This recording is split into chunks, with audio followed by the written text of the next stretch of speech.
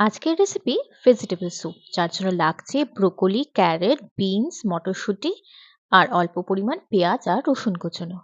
একটা প্যানে একটুখানি বাটার দিয়ে ওটাকে নেড়ে নিয়ে অ্যাড করে দিতে হবে পেঁয়াজ আর রসুন কুচি।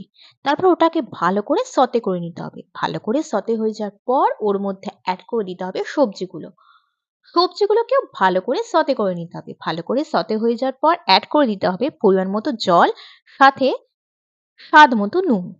তারপর ওটাকে ভালো করে ফুটতে দিতে হবে। ভালো করে ফুটে যাওয়ার পর অ্যাড করে দিতে হবে অল্প পরিমাণ সয়া সস, সাথে গোলমরিচ। এরপর এটাকেও ভালো করে ফুটতে দিতে হবে। ভালো করে ফুটে যাওয়ার পর অ্যাড করে দিতে হবে জলে গোলা কর্নফ্লাওয়ার।